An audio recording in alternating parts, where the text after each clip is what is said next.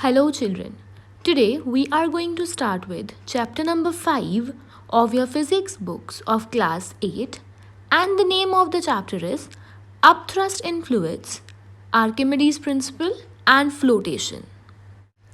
The objectives of the chapter are: in this chapter, we will study about definition of upthrust, its properties and reason for upthrust, buoyancy, conditions for a body to float or sink in a liquid, Archimedes' principle and its proof, density, relative density and its measurement, flotation and principle of flotation, relation between volume of submerged body and density of the fluid in which that body is submerged, and applications of principle of flotation.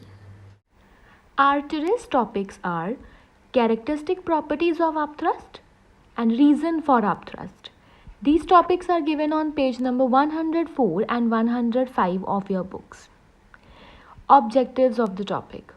These topics explain the dependency of upthrust on volume of the body which is submerged in fluid, on density of fluid in which the body is submerged, and this topic will explain the direction of upthrust and point at which upthrust act.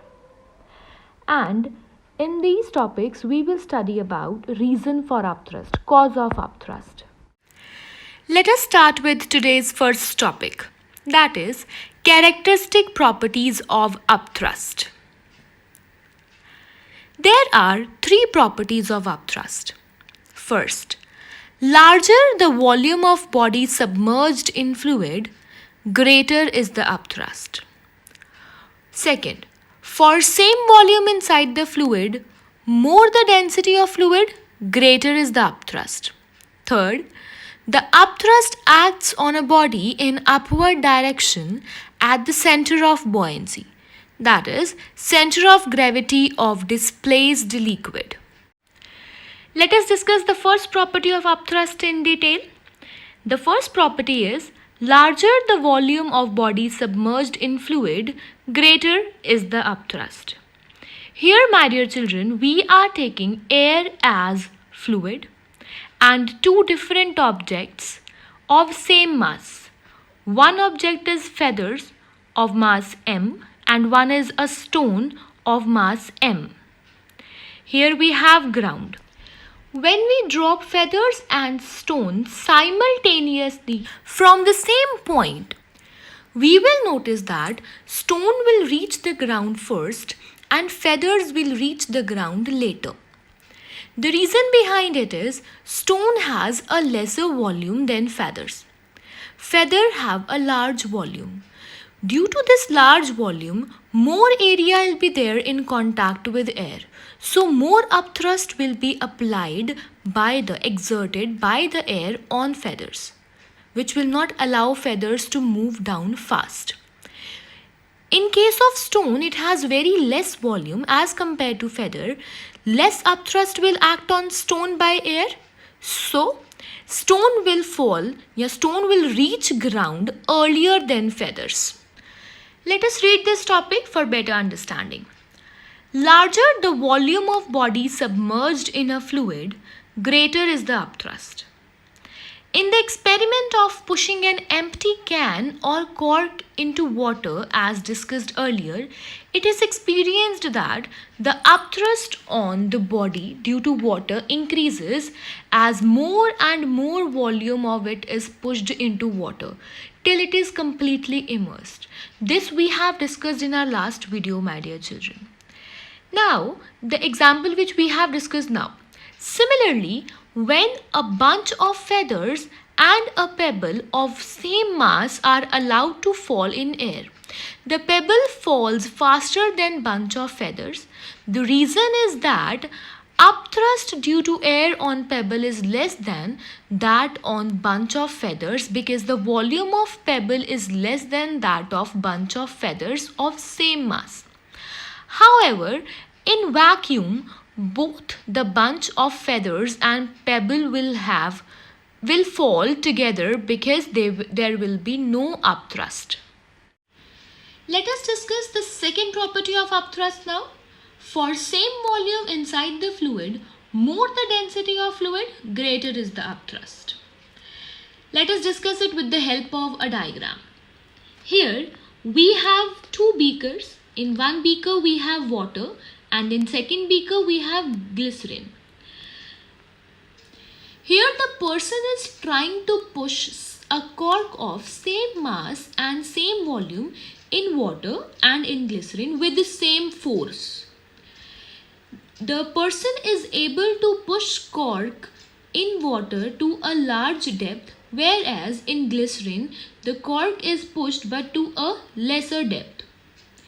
This is because water has less density than glycerin. Water will exert less upthrust on the piece of cork, so it will be easy to push a piece of cork in water. Whereas glycerin has more density, so it will exert more upthrust on the piece of cork. So the piece of cork will be pushed but to a lesser depth. Let us read the topic.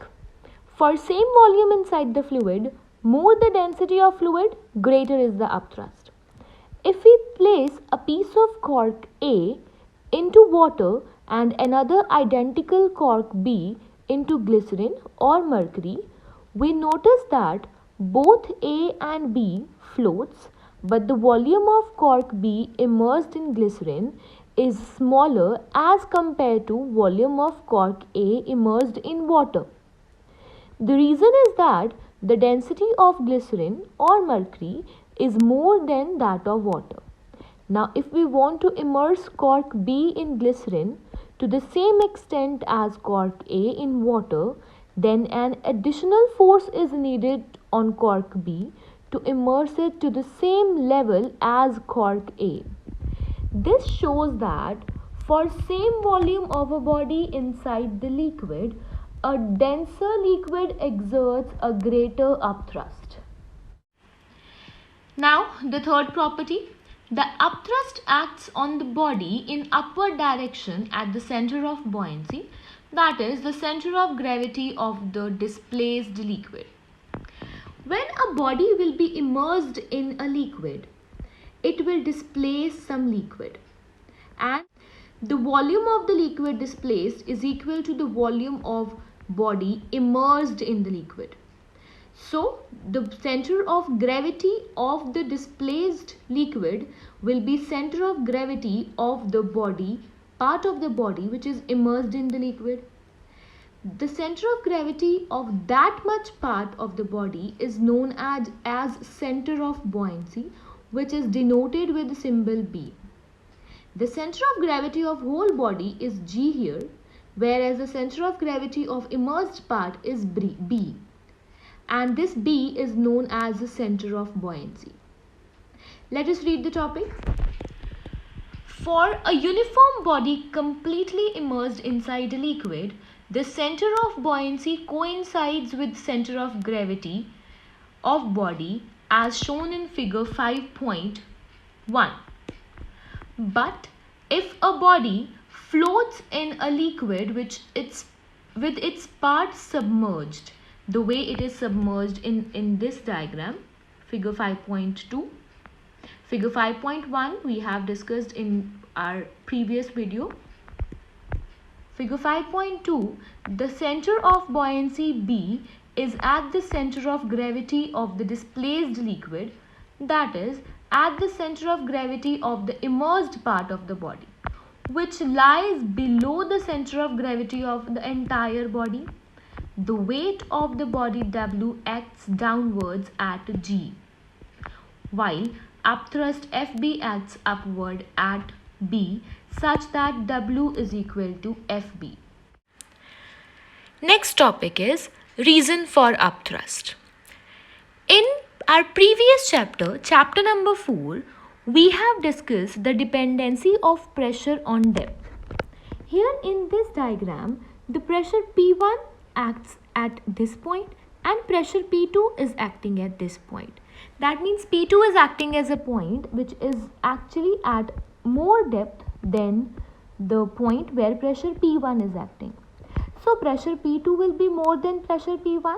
As we know, pressure is equal to H H means depth, rho means density, into g. G means acceleration due to gravity. So P2 is greater than P1 here. As we know, force is equal to pressure into area. Now if pressure P2 is greater, so at that point force will also be greater. So force F2 is greater than force F1. Let us suppose F2 is acting here and F1 is acting here. Now there is a difference in the magnitude of forces. This difference is cause of upthrust.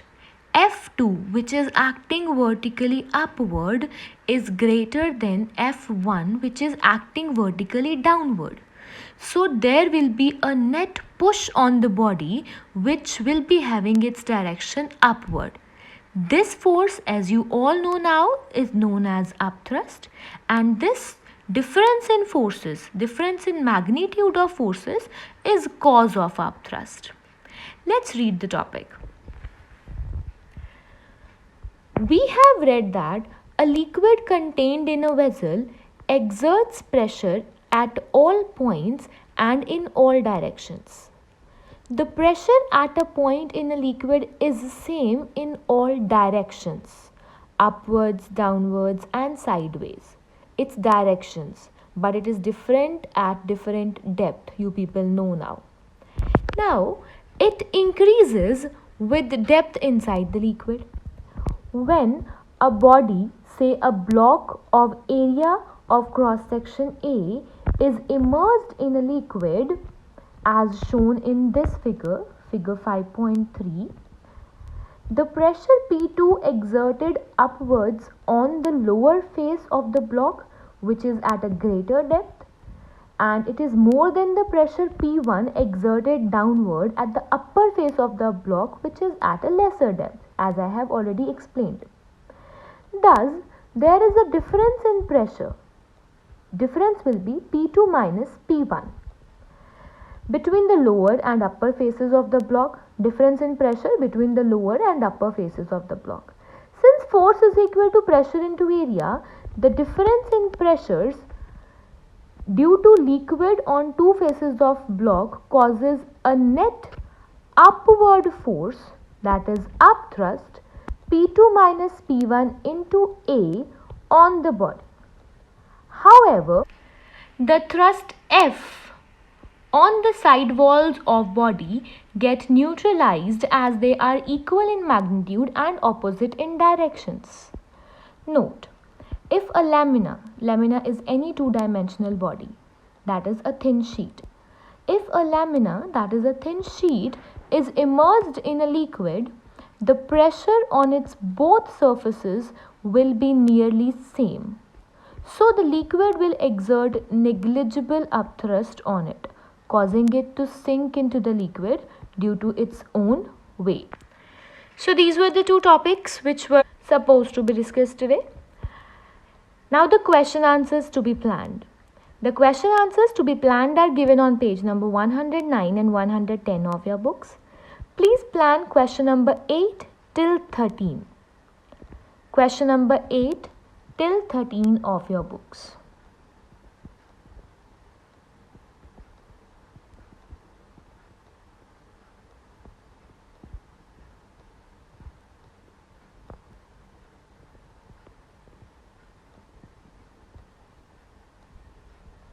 Please read the topics once and plan and revise the back exercise question answers. Thank you so much.